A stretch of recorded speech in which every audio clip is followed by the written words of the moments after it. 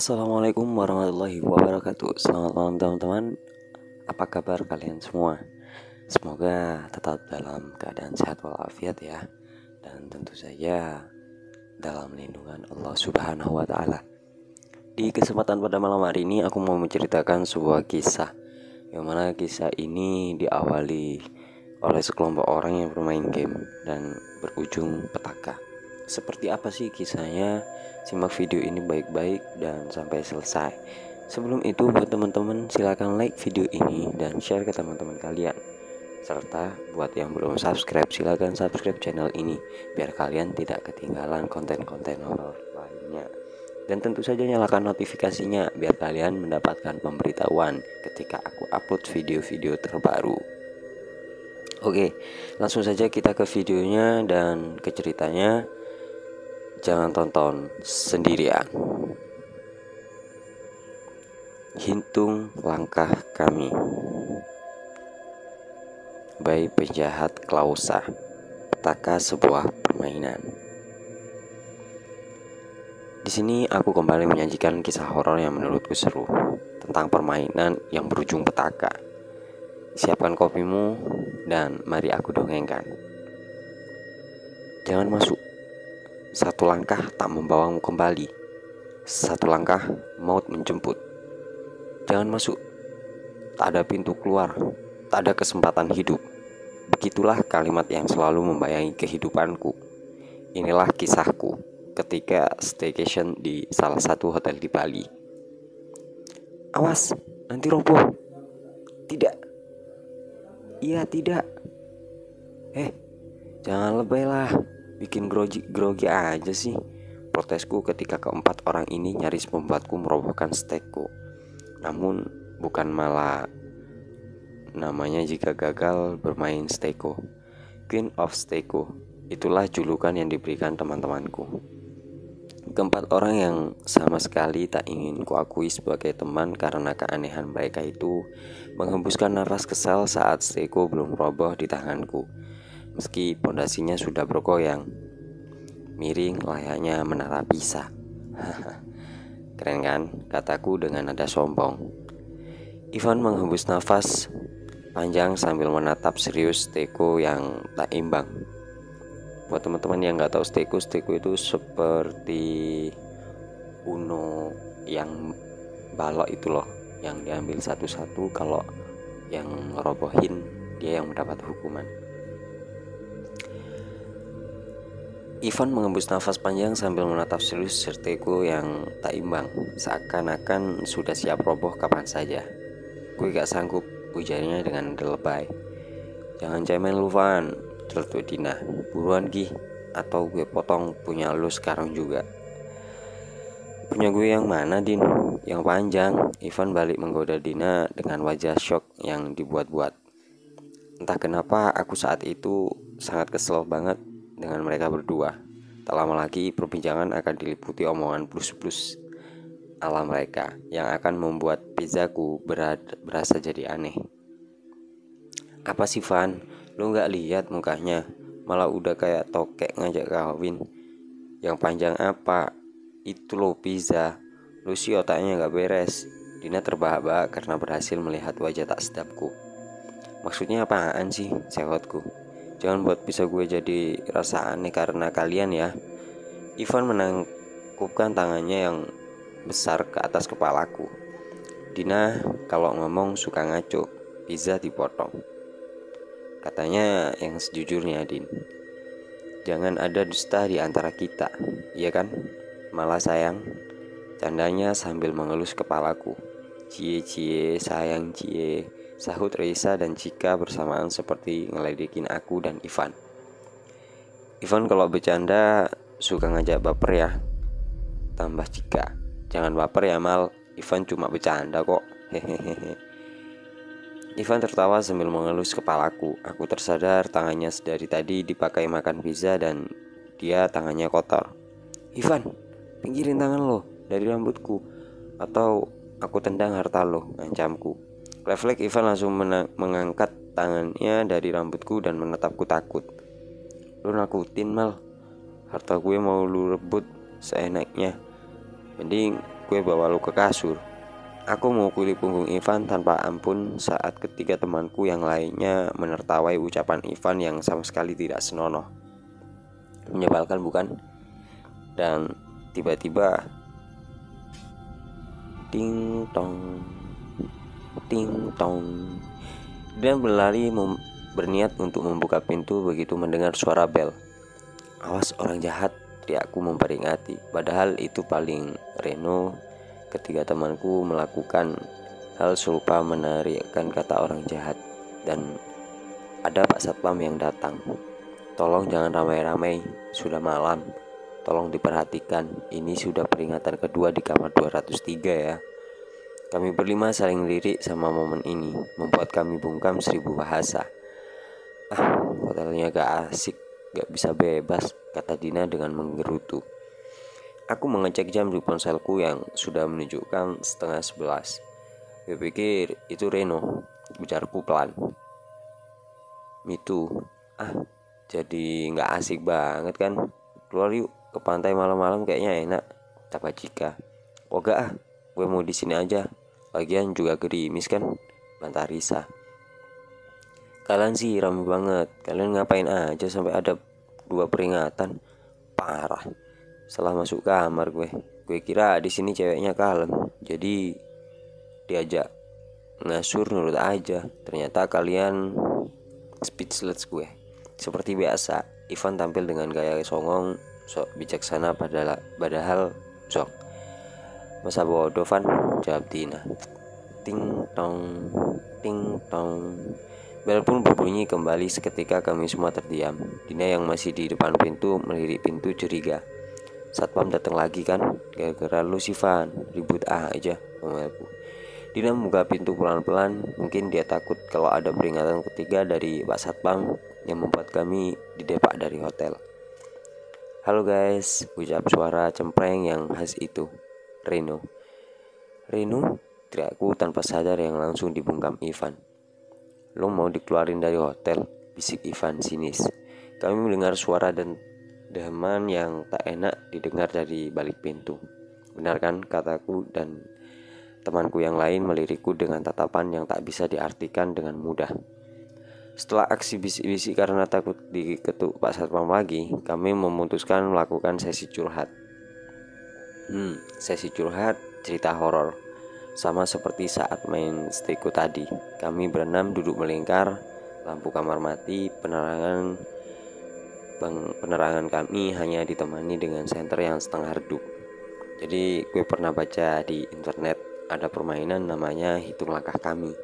Jika yang paling pintar bercerita memulai asiknya.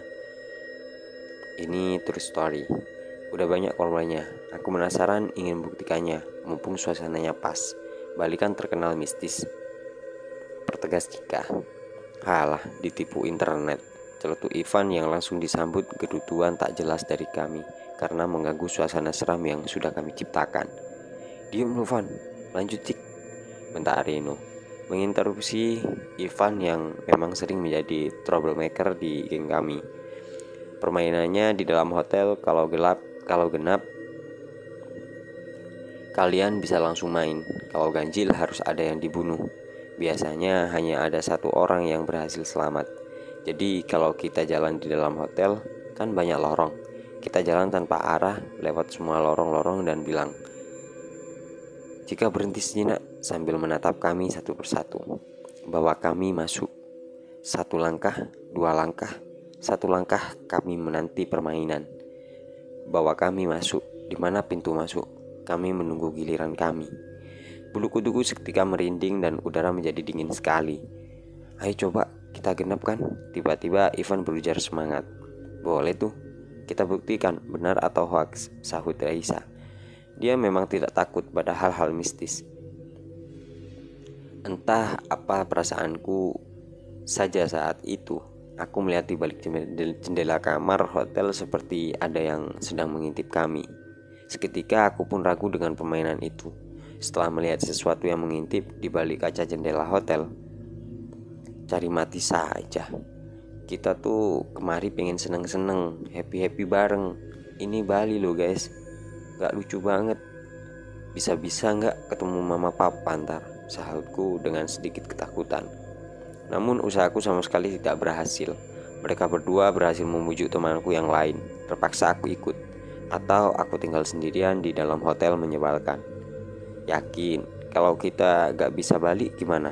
Kalau kita mati gimana? Tanyaku takut. Jangan takut Mal, kan ada Ivan, goda Rino yang sudah siap di depan pintu. Tenang aja, itu cuma hoak kok, bisik Ivan, menenangkan. Ivan segera memimpin jalan diikuti Rasa dan Dina. Kami berjalan mengendap-endap layaknya detektif seolah-olah takut ketahuan Pak Satpam. Aku tak mau melewatkan kejadian lucu tersebut dan langsung merekamnya lalu mempostingnya ke dalam Instagram. Halo guys, kutulis caption seperti itu. Ayo Cik, kapan kita ngomong mantranya? Tanya Ivan semangat. Sekarang aja, pas ini lorongnya sepi dan remang-remang. Tapi baca mantranya bareng-bareng ya. Jika sudah tak sabar kelihatannya. Reno memberi aba-aba untuk kami mengucapkan mantra abal-abal yang membuat bulu kuduku seketika pun meremang ataupun merinding. Bahwa kami masuk. 1 langkah, 2 langkah. 1 langkah kami menanti permainan. Bahwa kami masuk. Di mana pintu masuk? Kami menunggu giliran kami. Kami berenam mengucapkan bersamaan. Kami menyebutnya terus-menerus. Walah, ini beneran hoax cuy, ucap Ivan sambil terbahak. Reno dan Mela menghembus nafas kesal dan mereka tampaknya tak sabar dengan hal mistis yang akan mereka temui, seperti yang ada di film-film semacam Corpse Party. Ya, udahlah, balik yuk, ucapku sambil melihat jam di ponselku. Udah 12:30 nih. Ivan menoleh padaku, tatapannya kelihatannya bingung. 12:30? Lah rasanya udah lebih. Masa masih 12:30? Di kamar tadi gue lihat udah 12:30. Ponsel lu rusak tuh Mal. Iya ya, tadi di hotel rasanya sudah 12:30. Masa masih 12:30 terus? Beneran rusak nih. Ya udah balik yuk, ajakku lagi. Kami pun setuju untuk kembali ke kamar hotel dan kembali main steko sekaligus memakan pizza kami yang masih sisa 2 kotak. Ivan memang pintar membuat cewek gendut. Bisa-bisanya dia beli 5 pizza kotak. Biasanya jalan kembali pulang terasa cepat, tapi kali ini terasa berputar-putar. Mungkin ini karena kami terlalu asik berputar-putar tanpa arah tujuan. Ini perasaan gue aja atau emang kita udah 2 kali lewat di lorong ini? Tanya Raisa memastikan. Serius? Masa kita kesasar di hotel? Lucu banget ya, canda Reno yang diselingi tawa dari kami. Raisa kalau ngomong suka bener ya. Kita beneran lewat di sini 2 kali loh. Bego amat sih, siapa yang pimpin jalan? Tambah Ivan. Entah kenapa perkataannya tak sepenuhnya candaan, padahal dia yang sedang memimpin jalan. Jika mengeluarkan ponselnya diselingi raut wajah yang tak enak. Ponsel gua kok juga masih jam 12:30 ya? Tanyanya. Cek ponsel kalian dong, jam berapa di sana? Ivan tampaknya merasa ada yang tidak beres. Kami semua mengeluarkan ponsel kami dan mengecek jam. 12:30, jawab kami. Serius, ini mulai horor, ini mulai gak lucu. Kalian kalau bercanda kok suka gak lucu sih? Ucapku sambil tertawa garing. Serius, ini gak lucu. Kalian kok calm down. Guys, ini cuma kebetulan, ini hoax kan?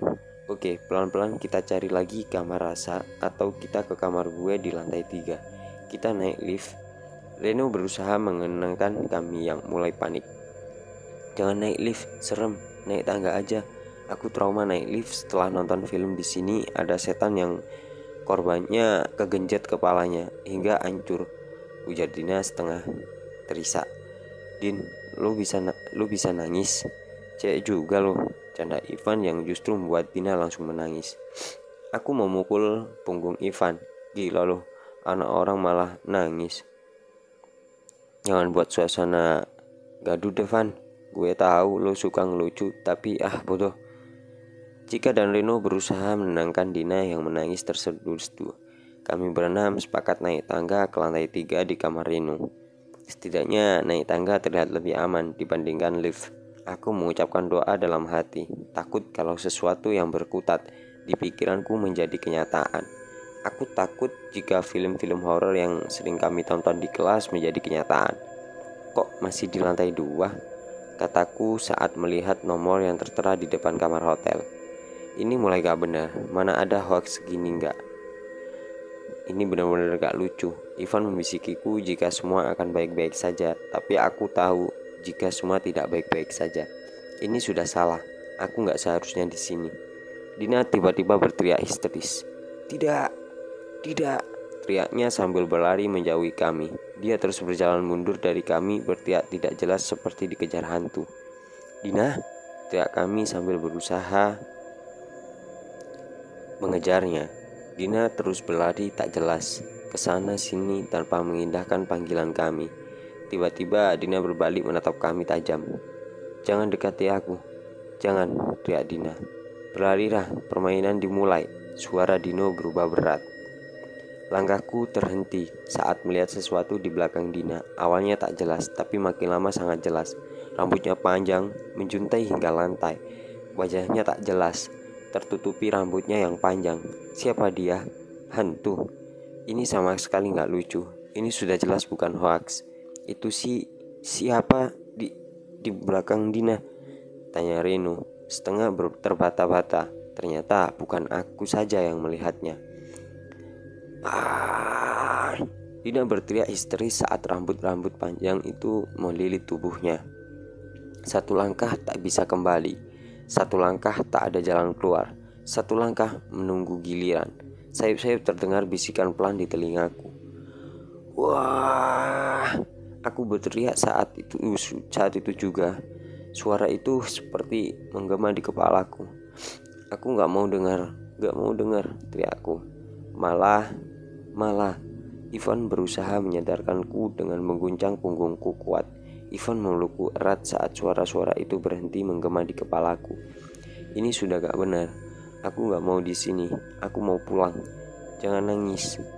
Kita pasti pulang kok. Percaya sama gue, kata Ivan. Dina, teriak Reno histeris. Kami mengarahkan pandangan pada Dina. Kemana Dina? Kami tak menemukan tubuhnya. Jangan bilang cipratan darah dan potongan daging itu Dina. Sudah tak berbentuk tubuhnya, berceceran di lantai. Darahnya membentuk pola aneh di dinding. Reno mendekati potongan daging yang jelas adalah tubuh Dina. Dia berteriak histeris. Baru kemarin kami merencanakan sesuatu yang besar. Reno akan menyatakan cinta pada Dina, tapi petaka telah menimpa kami. Dina, kenapa sih lo bilang gak akan mati sebelum punya anak? Kata lo mau mati kalau umur lo sudah 70. Lo jangan bohong, Din. Ini cuman mimpi kan, Din? Ini mimpi kan? Reno tampak frustasi dan berusaha mengumpulkan potongan tubuh Dina. Cik, lo kok tega ngelakuin ini ke gue? Kenapa lo harus ceritain hal gak masuk akal yang bikin Dina mati? Kenapa lo harus bikin kita jadi kejebak gini? Bentak Reno.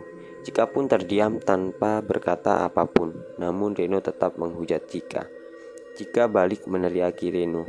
Mereka saling berteriak, hampir saja Reno menampar Cika jika tidak segera dihentikan Ivan. Lu jangan gila, Ren. Dan lu, Cik, coba lu ingat di internet apa aja yang lu baca, apa yang bisa bikin kita selamat, ucap Ivan menenangkan. Cika yang sudah lebih tenang mulai menceritakan apa yang dia baca di internet. Kata dia, permainan itu adalah kita mencari ruangan yang tepat. Kita harus balik ke tempat kita mulai. Jika salah, maka akan ada nyawa yang dikorbankan. Jika kita tak cepat, dalam 30 menit akan ada satu korban lagi. Jadi jika curiga saat jam di ponsel kami semua mati secara bersamaan, karena kami tidak bisa menentukan sudah berapa lama waktu yang kami habiskan. Berarti Dina korban pertama karena kita tidak cepat bergegas, tebak Raisa. Jika mengangguk ragu, gue pikir iya. Ya Tuhan, kok bisa-bisanya gini sih? Reno berteriak frustasi. Kami tak tahu apa yang harus dilakukan. Berdiam pun percuma karena permainan telah dimulai. Terus sekarang kita harus apa? Gimana tahu ruangan yang benar yang mana? Lucu nggak? Lucu. Ngajak mati pakai cara rumit. Apa perlu gue buka semua pintu? Hah? Ivan menonjok wajah Reno, berusaha menenangkan lelaki itu yang hampir gelap mata untuk membuka asal semua ruangan. Kami pun menyusun sebuah rencana, karena kami sendiri tak tahu ruangan itu di mana. Mungkin saja ruangan pertama tempat kami mulai perjalanan ini adalah kamar Raisa. Itu tebakan kami, tebakan konyol, tebakan beresiko, tapi kami tidak ingin membuang waktu. Kami berputar-putar mengitari semua lorong sembari mengingat nomor-nomor kamar agar kami tak mengulang lorong yang sama.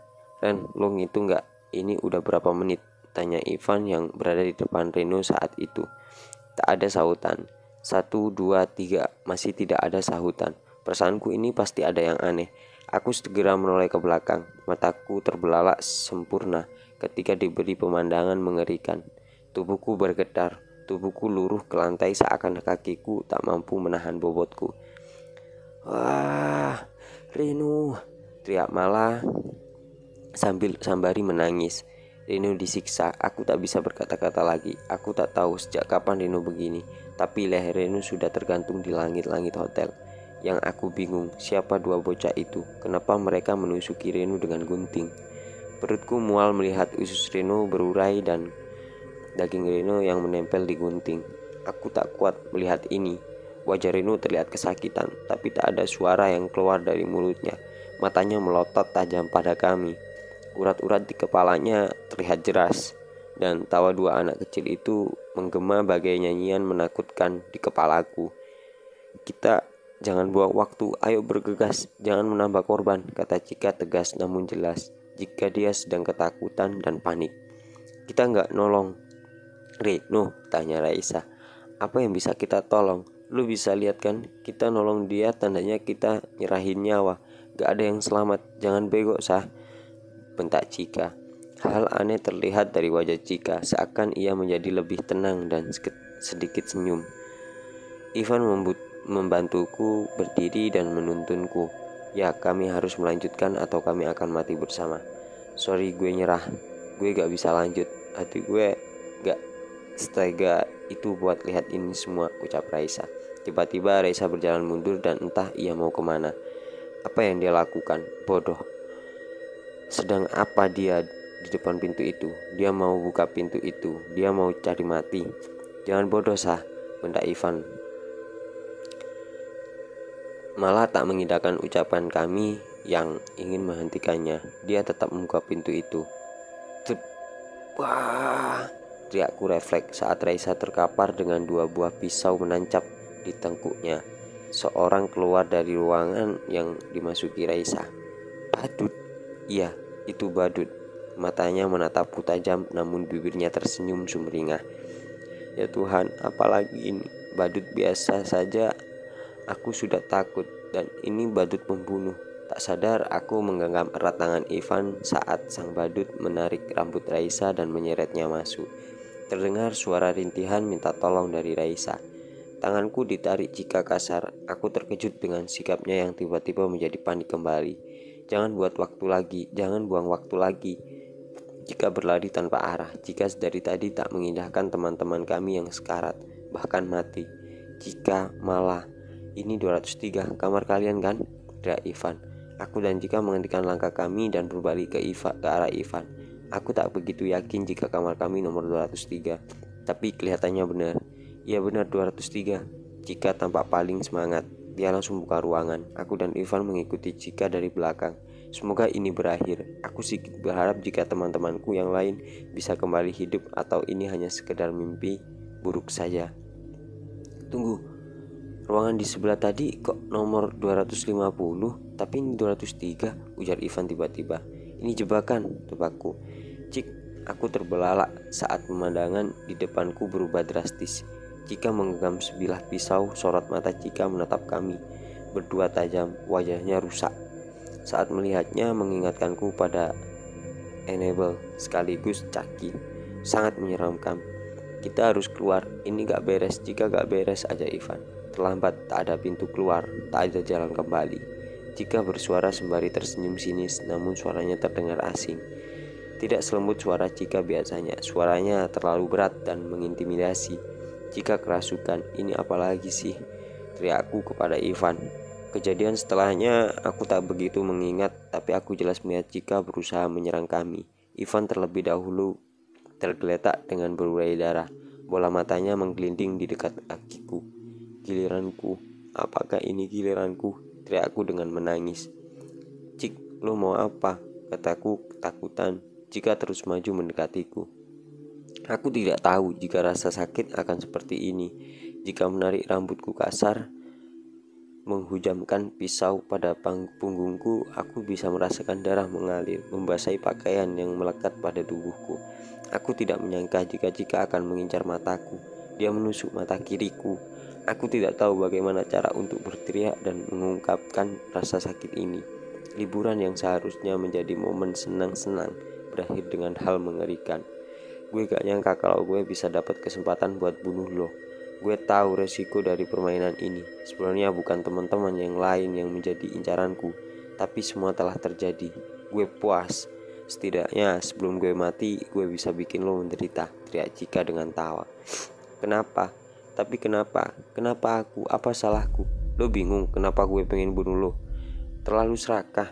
Harusnya lo tahu kalau gue suka Ivan, tapi lo tetap di dekat Ivan. Mungkin gue harus bikin otak lo biar sadar. Sekarang lo gak bisa dekat lagi sama Ivan. Tapi berarti semua ini, lirihku, semua ini adalah perjanjianku dengan iblis dan bukan bersumber dari internet. Aku puas, teriak Cika dengan gema tama yang menyeramkan. Entah bagaimana berakhirnya. Aku terkapar tak berdaya, sayup-sayup terdengar suara kerumunan orang-orang. Mataku tak bisa melihat dengan jelas karena tusukan itu dan darah yang menghalangi pandangan. Aku pun ditemukan tak sadarkan diri di lorong hotel dengan bekas luka tusukan. Bertahun-tahun aku memulihkan trauma atas kejadian mengerikan itu. Aku hidup dengan mata kiri yang buta, seakan semuanya sirna.